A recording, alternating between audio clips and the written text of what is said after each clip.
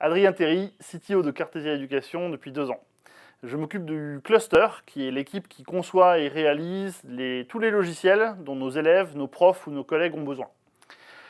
Côté techno, on utilise des technos différentes selon les cas, principalement pour tous nos applicatifs, on va dire très métiers, avec des API, etc., c'est Symfony.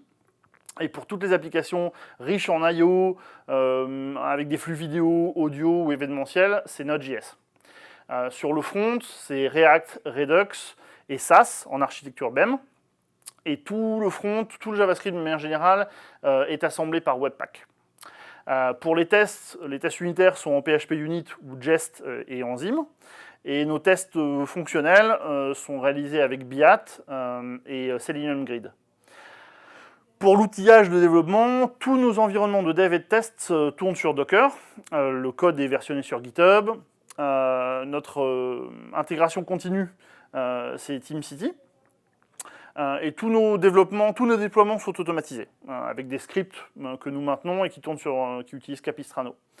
Pour tout ce qui est supervision de serveurs, etc., en fait, on est sur OVH et on a un infogéreur qui nous fournit des outils au poil.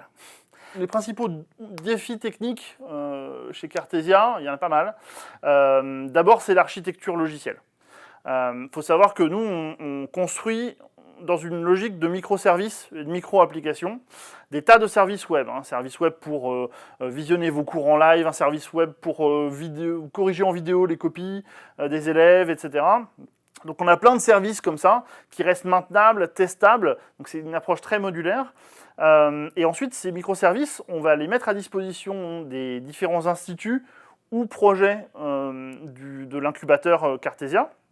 Et donc chacun va pouvoir composer les services dont il a besoin pour ses élèves et pour son projet à partir des briques que l'on développe. Donc ça met la barre assez haut en termes d'architecture logicielle déjà, et d'automatisation, d'assemblage, etc.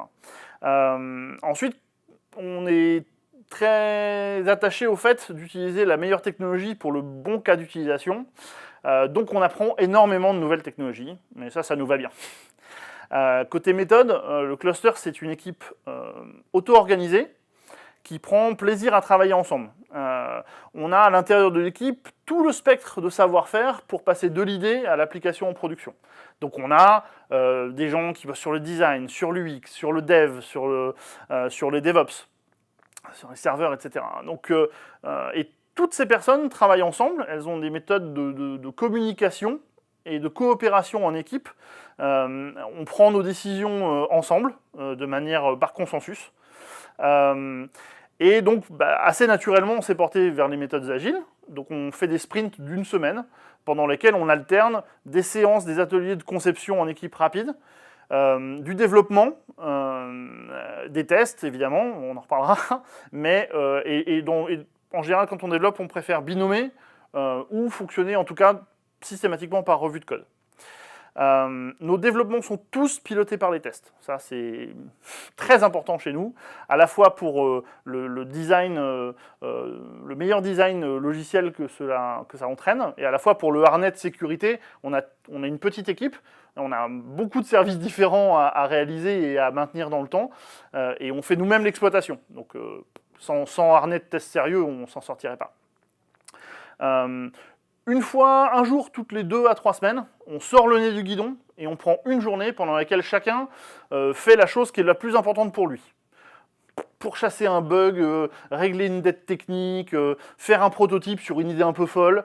Et on a déjà des applications de production qui sont nées pendant ces fameux Tech Days. Donc ça, c'est très important pour nous.